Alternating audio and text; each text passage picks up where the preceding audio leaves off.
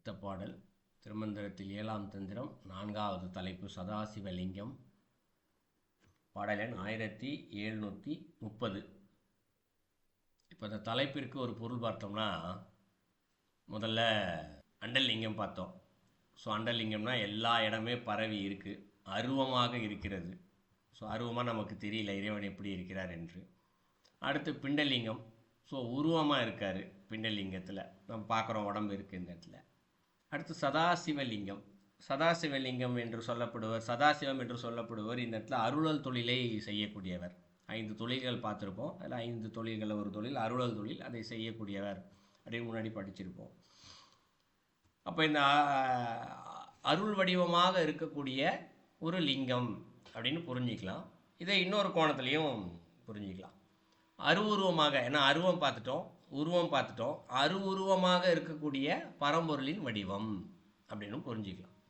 இப்போ அருளுக்கு இந்த இடத்துல உருவமே கிடையாது, அருவமாக தான் இருக்குது, இது எப்படி உருவமாக பார்க்கலாம் அப்படின்னு ஒரு கேள்வி எழலாம். இது கொஞ்சம் நுட்பமாக தான் புரிஞ்சுக்கணும். ஏன்னா இந்த உடம்பிற்குள்ளே இறைவன் ஏதோ ஒரு வகையில் அருளை கொடுத்து கொண்டே இருக்கின்றார். அந்த அருள் செயல்படுகின்றது இல்லையா, ஒவ்வொன்று. இப்போ நம்ம கையை அசைக்கும் போது உள்ளே இருந்து ஒரு ஆற்றல் இருப்பதனால் தான் கையை அசைக்கிறோம். பேசுகிறோம், உள்ளேருந்து ஆற்றல் இருக்கிறதுனால தான் பேசுகிறோம். அப்போது ஆற்றல் என்பது எப்படி வருகிறது? இறைவனுடைய அருளால் தான் அந்த ஆற்றல் இருக்கின்றதை தவிர்த்து இறைவனுடைய அருள் இல்லை என்றால் அந்த ஆற்றல் என்பது அங்கு இல்லை. அப்போ உள்ளே அருள் இருக்கின்றது என்பதற்கு என்ன சான்று? ஒவ்வொரு உடம்பும் அசைந்து கொண்டே இருக்கின்றது, பேசிக்கொண்டு இருக்கின்றது, கேட்டுக்கொண்டு இருக்கின்றது, பார்த்து கொண்டு இருக்கின்றது. இது இங்கு அருள் இருக்கின்றது என்பதற்கு சான்று. அப்போ இந்த இடத்துல அதற்கு ஒரு ரூபம் என்று ஒன்று இருக்கின்றது. ஸோ இந்த கோணத்தில் உருவம் அப்படின்னு புரிஞ்சுக்கலாம். கண்ணால் பார்க்க முடியல, அந்த அருளை கண்ணால் பார்க்க முடியவில்லை, ஆனால் இருக்கின்றது என்பதற்கு சான்று இங்கு ஒவ்வொரு உடம்பும் அசைந்து கொண்டு இருப்பதற்கு சான்று, அது உருவம். ஸோ அப்படியே உருவமாக இருக்கக்கூடிய இந்த பரம்பொருளின் வடிவம் சதாசிவலிங்கம் அப்படின்னு புரிஞ்சுக்கலாம். இந்த பாடலை பார்த்தோம்னா ஒரு 22 பாடல் இருக்குது. இருக்கையிலே கொஞ்சம் ஜாஸ்தியாக இருக்குதுன்னு நினைக்கிறேன். இப்போ அண்டலிங்கம் பிண்டலிங்கம்னா ரொம்ப குறைவான பாடல்கள். ஸோ சதாசிவலிங்கம் மட்டும் அதிகமான பாடல்கள் இருக்கிறது. அப்படின்னா என்ன பொருளாகிறது? இந்த உடம்புக்கு இறைவனுடைய அருள் தான் அதிகமாகவே இருந்து கொண்டே இருக்கின்றது என்பதை தெரிஞ்சுக்கலாம். முதல் அடி, கூடிய பாதம் 2 படிமிசை. கூடிய பாதம் ஆரம்பிக்கும் போது கூடுதல் அப்படின்னு சொல்கிறாரு. ஏன்னா கூடுதல் என்றால் என்ன? கூடிய பாதம்னு சொல்கிறதுனால நேரடியாக நம்ம பொருள் பார்த்துக்கலாம், 2 பாதங்களும் சேர்த்து அப்படின்னு பொருளை எடுத்துக்கலாம். ஆனால் கூடுதல் என்பதற்கு திரளுதல் அப்படின்னு பொருள் இருக்குது. ஸோ சென்ற பாடலில் நம்ம பார்த்தோம், பிண்டலிங்கம் அண்டலிங்கம் அப்படி பார்த்தோம். இறைவன் எப்படி உலக வடிவாக, எப்படி இறைவன் இந்த உலகத்தை இயக்கி கொண்டு இருக்கின்றார், உலகமாகவே இருந்து லிங்கமாக இருக்கார், எப்படி இயங்குது உலகம், எப்படி இயங்குதுன்னு பார்த்தோம் நிறைய பாடலில். அப்புறம் இந்த உடம்புக்குள்ளேருந்து அவர் எப்படி இயக்குறாரு, எப்படி பிறவி இல்லாத நிலைக்கு கூட்டிகிட்டு போகிறாருன்னு பார்த்தோம். அப்போது உள்ளே இருக்கக்கூடிய இறைவன் இருக்கின்றார் என்பதை முதலில் தெரிந்து கொண்டு அவரை சரணடையும் போது தான் இந்த உள்ளே இருக்கக்கூடிய பாதங்கள் ஒன்று சேர்ந்து என்ன செய்யுது? இந்த இடத்துல நமக்கு அருளை கொடுக்கின்றது. இப்பயும் பாதங்கள் இருக்கத்தானே செய்கிறது, ஆனால் நமக்கு தெரியலையே இன்னைக்கு, இல்லையா? அப்போ நம்ம எப்பொழுது சரணடைகிறோமோ, பக்தி செய்கிறோமோ, அப்பொழுது அந்த 2 பாதங்களும் சேர்ந்து 2ம் படிமிசை அப்படின்னு சொல்கிறார். ஸோ சரணாகதி ஆகும்போது படிமிசை அப்படின்னா, படி என்றால் ஒரு தன்மை நிலை அப்படின்னு புரிஞ்சிக்கலாம். படி என்றால் ஒரு தன்மை நிலை. படிக்கட்டு சொல்லுவோம் இல்லையா, மாடி ஏறது, எந்த உயரத்தில் படிக்கட்டில் போய் நிற்கிறாங்களோ அந்த நிலையில், அந்த உயரத்தில், அந்த தன்மையில் அப்படின்னு புரிஞ்சிக்கலாம். அடுத்து மிசை என்றால் உயர்ச்சி என்று பொருள். எது உயர்ச்சி? அப்போ இறைவனுடைய பாதங்கள் உள்ளிருந்து எப்பொழுது ஒருவருக்குள்ளிருந்து வெளிப்படுகிறதோ, 2 பாதங்களும் ஒன்று கூடி உள்ளிருந்து வெளிப்படுகின்றதோ, அப்பொழுது அவர் உயர்ச்சி நிலையை அடைகின்றார். இப்போ நம்ம உயர்ச்சி நிலை அடைகிறோம்னா இல்லை, ஏன்னா இறைவனுடைய பாதம் உள்ளே தான் இருக்குது. அது உள்ளேருந்து வெளிப்படும் போது தான் அவர் ஒரு அமர நிலை. இப்போ அப்பர் இருக்கார், அவருக்குள்ளேருந்து 2 பாதமும் வெளியில் வந்துடுச்சு, அதனால தான் ஒரு உயர்ந்த நிலை இருக்கிறார். அப்பர், திருநாவுக்கரசர், இல்லையா, மாணிக்க வாசகர், எல்லாம் இவங்களுக்குள்ள அதெல்லாம் இறைவனுடைய திருவடி 2 வந்துடுச்சு. அருள் வெளியில் படி, அவருடைய திருவடியில் இருக்க அருள் வெளிப்பட ஆரம்பிச்சிடுச்சு. அதனால் அவர்கள் உயர்ந்த நிலையில் இருக்கிறார்கள். இது முதடியில் புரிஞ்சுக்கலாம். பாடிய கை 2 8ம் பறந்து எழும் அப்படின்னு சொல்றார். பாடிய கை 2. அப்போது பாடியன்னா என்ன? இந்த இடத்துல அடியவர்களால் பாடப்படுகின்ற இல்லை சரணடையப்படுகின்ற இந்த இடத்துல எல்லாமே இந்த இடத்துல பாடுதல் தான். வாயால் பாடுறது மட்டும் பாடல் கிடையாது. நேரடியாக நம்ம அப்படி புரிஞ்சுக்கிறோம். அப்படியே இறைவனை போய் கோயிலில் போய் 2 கண்ணால் பார்க்குறோம் அலங்காரத்தை பார்த்து, அப்படியே கண்ணிலேருந்து தண்ணியாக கொட்டும். அவருடைய அப்படியே அவருடைய லயிச்சு போய் நிற்கிறது அந்த ஆனந்தத்தில். இல்லை அவருடைய பாடல்களை கேட்டு ரசித்தல் இல்லையா? ஒன்று உணர்தல், கண்ணால் பார்த்து ஒரு உணர்வு ரீதியாக இறைவன்கிட்ட பக்தி இசையோடு இருத்தல், லயிச்சு போய் நிற்கிறது. இன்னொன்று காதால் கேட்டல், இன்னொன்று வாயால் பாடுதல். இப்படி நம்ம உடம்பால் நுகருகின்ற இந்த பக்தியை செழிப்படுத்துகிறோம். சரி, இப்படி வெளிப்படுத்தும் போது என்ன ஆகுது? அந்த உடம்புக்குள்ளேருந்து கை 2 8 பறந்து எழும் அப்படின்னு சொல்கிறார். ஸோ இறைவனது திருக்கரங்கள் என்ன ஆகுதா இந்த இடத்துல? 2 8 அப்படின்னு சொல்கிறார். 2 8னா எத்தனை? 16. 2 8 16 பெருக்கிக்கலாம். 2 8 16. 16 கைகளும் பறந்து எழும் அப்படின்றாராம். ஸோ அவருடைய நம்ம அந்த ஒரு சாதகருக்கு உடம்புக்குள்ளே இருக்க கொண்டு இறைவனுக்கு 16 கைகள் பறந்து வெளியே எழுகின்றது அப்படின்னு சொல்கிறார். இப்போ எப்படி புரிஞ்சிக்கலாம் இந்த 16 கைகள் அப்படின்னா, ஒன்று அருளை கொடுக்கின்றது, இது புரிஞ்சிக்கலாம். இன்னொன்று தீமையிலிருந்து காக்கின்றது, வருகின்ற வினை தீமைகளிலே இருந்து அழிக்கின்றது, அப்படி புரிஞ்சிக்கலாம். ஏன்னா இப்போ இறைவிக்கு பார்த்தோம்னா பல இடங்களில் 16 கைகள் கொடுத்து ரூபங்கள் இருக்கிறது இல்லையா? காளிக்கெல்லாம் பார்த்தோம்னா 16 கைகள் இருக்கும். 16 கைகளையும் ஆயுதங்கள் இருக்கும். 16லேயும் ஆயுதம் இருக்காது. சில கைகளில் வந்து அருளை கொடுக்கக்கூடிய பொருள், தாமரை வச்சுருப்பா, சில இடத்துல வேறு சில பொருட்கள்லாம் கூட வச்சுருப்பா. கமண்டலம், தண்ணீர், ருத்ராட்சம் ஏதோ ஒன்று கையில் வச்சுருப்பா. இதெல்லாம் அருளை தான் வாரி கொடுப்பது.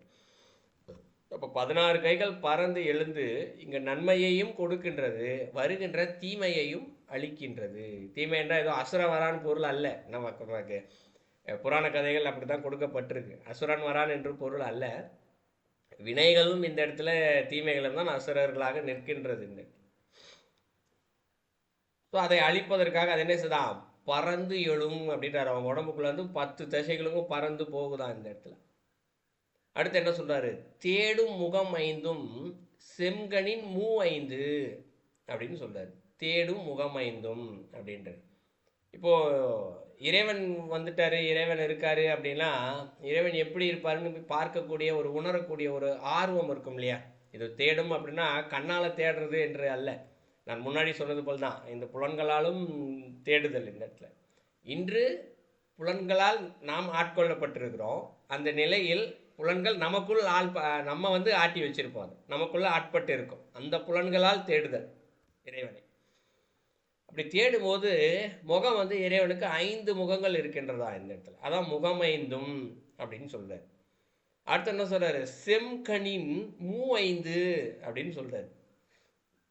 ஸோ 5 முகம் சொல்லிட்டாரு. செம்கனின் அப்படின்றாரு. ஸோ செம்னா என்ன? செம்மையான. கனின் அப்படின்னா கண்கள்.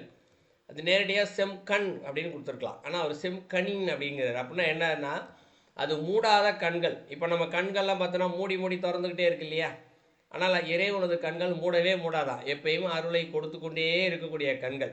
நம்ம படிச்சிருப்போம் இல்லையா? இறைவன் கண்ணை மூடார்னா மொத்த உலகமே வந்து இருட்டுக்குள்ளே போயிடும், உலகமே உலகத்தினுடைய செயல்கள் நடைபெறாது. இது படிச்சிருப்போம் இல்லையா? சிவன் உட்கார்ந்துருந்தாரு, பார்வதி வந்து கண்ணை மூடினா மொத்த உலகமும் இருட்டு போச்சு, உடனே பார்வதிக்கு சாபம் கொடுத்து உலகத்தில் வந்து பிறந்தார். இப்படிலாம் கதையை படிச்சிருப்போம் இல்லையா? ஒரு வினாடி நேரம் கூட அவருடைய கண்கள் மூடவே செய்யாது. அதான் கனின் அப்படின்னு சொல்கிறார், மூடாத கண்கள். அது மூ 5 அப்படின்னு சொல்கிறார். அப்போது 3 5னா என்ன? இந்த இடத்துல 15. மூ 5னா 15. ஏற்கனவே 5 முகம் இருக்குது. ஒரு முகத்திற்கு 3 கண்கள் அப்படின்னு வச்சா 5 முகத்திற்கு 15 கண்கள். ஏன்னா இந்த இடத்துல நெற்றிக்கண் ஒன்று இருக்குது. சிவபெருமானுக்கு நெற்றிக்கண்ணுன்னு படிச்சிருப்போம். ஸோ 3 கண் சாதாரண கண்கள், முன்னாடி இருக்கக்கூடிய வலக்கண், இடக்கண் 2, நெற்றிக்கண் 1, 3, மொத்தம் 15 கண்கள் அங்கே இருக்கிறது. 15 கண்களும் இங்கு அருளை கொடுத்து கொண்டே இருக்கிறது. எப்படி கொடுக்குது? இமைக்கா கண்கள்.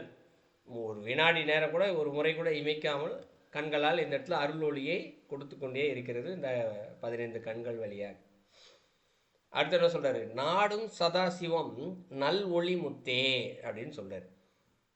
நாடும் அப்படின்னா யார் ஒருவர் அந்த இறைவனை எப்படி இந்த 5 முகத்தோடு இருக்கிறாரோ, இந்த 15 கண்களோடு இருக்கின்றாரோ, அந்த 16 கண்களோடு பறந்து விரிந்து இருக்கிறார்களோ, அந்த இறைவனை யார் நாடுகின்றார்களோ, அவர்களுக்கு சதாசிவம், சதாசிவம்னா யார்? அருளை கொடுக்கக்கூடிய அருவுருவமாக இருக்கக்கூடிய அந்த பரம்பொருள் நல் ஒளி முத்தே அப்படின்னு சொல்கிறார். நல் என்றால் நன்மையை கொடுக்கக்கூடிய, ஒளி முத்தே, ஒளினா வெளிச்சம் இந்த இடத்துல. ஸோ முத்து என்றால் நான் ஏற்கனவே விளக்கம் சொல்லியிருக்கேன்னு நினைக்கிறேன். முத்து என்பது ஒரு குளுமையை குறிக்கும். அப்போ இறைவனது அருளானது இங்கு கிடைக்கின்றது. அந்த அருள் என்ன செய்தான் இந்த இடத்துல? நன்மையை மட்டுமே செய்கின்றது. அந்த நன்மை என்ன செய்தான்? உள்ளே ஒரு ஆனந்தத்தை கொடுக்கின்றது. ஒரு நல்ல வெயிலேருந்து ஒருத்தர் போயிட்டு வந்துட்டு திடீர்னு ஏசிக்குள்ளே போய் உட்காந்தா எப்படி இருக்கும்? அந்த உடம்புக்கு சுகமாக இருக்கும் அந்த இடத்துல, இல்லையா? அதுபோல் இவர் இந்த வினைகள் நிறைந்த அந்த உடல் இந்த உலகத்திற்குள் சுற்றி கொண்டு இருக்கின்றார். அப்போ அவருடைய எப்படி ஏசியிலேருந்து இது வெயிலேருந்து ஏசிக்கு போனால் எப்படி சுகமாக இருக்கோ, அதுபோல் இந்த வினைகளுக்கு மத்தியில் இருக்கக்கூடிய இந்த உலகத்தில், ஏன்னா அந்த உலகமே ஒரு வினை தான், இதற்கு மத்தியில் அவர் மட்டும் இந்த இடத்துல ஆனந்தத்தை அனுபவித்து கொண்டிருப்பார். முத்து என்பது அமைதியை குறிக்கும், குளுமையை குறிக்கும். ஸோ அவர் அமைதியாக இந்த இடத்தில் ஆனந்தத்தை அனுபவித்து கொண்டிருப்பார். ஆனால் அவளை சுற்றி வினைகள் தான் இருக்கும். இந்த இப்போ ஞானிகள்லாம் பார்க்குறோம்ல, வினைகள் சூழ்ந்த மனிதர்களுக்கு நடுவில் இருந்து இறைவனை நினைத்து ஆனந்தத்தில் லயித்து கொண்டே இருக்கிறார்கள் இல்லையா? ஸோ அதை 4வது அடியில் சொல்கிறார். இறைவனுடைய வடிவம் எப்படி இருக்கா இந்த இடத்துல? அந்த முத்தை போன்று இருக்கணும். அவருடைய அருள் இந்த ஒளியை கொடுக்கக்கூடிய முத்தை போல் இருக்கிறது. ஒளி என்ன செய்யும்? வெளிச்சத்தை காண்பிக்கும். எந்த வெளிச்சத்தை காண்பிக்கும்? எந்த இறைவனை தேடுகின்றாரோ அந்த இறைவனை அந்த வெளிச்சம் காண்பிக்கும். இந்த வெளிச்சத்தில் பார்த்தால் இறைவன் எப்படி இருப்பார்? அமைதியின் வடிவமாக, அருளை கொடுக்கக்கூடிய வடிவமாக அந்த இறைவன் இருப்பார். அதை இவர் இந்த இடத்தில் தெரிந்து கொள்வார், ஜோதி வடிவமாக தெரிந்து கொள்வார்.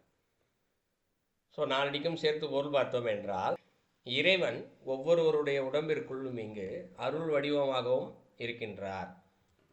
அவர் அருள் வடிவமாக இருக்கின்றார், அருவுருவமாக இருக்கின்றார் என்பதற்கு சான்று இந்த உடம்பு இயங்கிக் கொண்டே இருக்கின்றது. அதற்கு அருள் இருந்தால்தான் இது இயங்கும், இல்லை என்றால் அவரது அருள் இல்லை என்பதுதான் பொருள். ஆக இந்த உடம்பிற்குள் இறைவன் சதாசிவலிங்கமாக இருக்கின்றார் என்பது ஒன்று.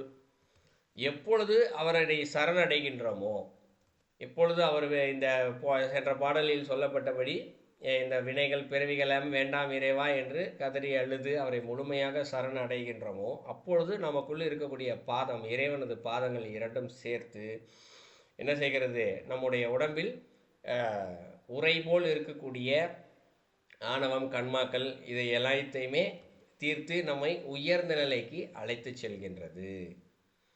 ஸோ அந்த உடம்பு உயர்ந்த நிலைக்கு செல்லும் பொழுது, ஸோ அவருடைய இந்த உடம்பிற்குள் என்ன செய்யும்? அது இந்த 5 புலன்களும் என்னாகும்? நம்முடைய கட்டுப்பாட்டிற்குள் வந்துவிடும் இந்த இடத்துல. அப்போ அது தேடக்கூடிய அனைத்தும் இந்த இடத்துல உள்ளே இருந்து இறைவனது 16 கைகள் இந்த உலகத்தை அவருடைய அருள் தான் இந்த இடத்துல. அருள் 16 கைகள் போல வெளிப்பட்டு பறந்து நிற்கும். அது நன்மையை மட்டுமே இந்த இடத்தில் செய்து கொடுக்கும் கைகள். எப்படி நம்ம 2 கை ஒரு வேலையை செய்கிறோம். இப்போ திருநாவுக்கரசர் இருக்கார், திருஞான சம்பந்தர்லாம் இருக்கார். ஒரு பாட்டு பாடுறாங்க, பாடினோடனே எல்லா செயல்களுமே நடந்துறதில்ல அந்த இடத்துல சுற்றி. ஒருத்தர் நோயாட இருக்கார், ஒரு பாட்டு பாடுறாரு, நோய் போயிடுது இந்த இடத்துல.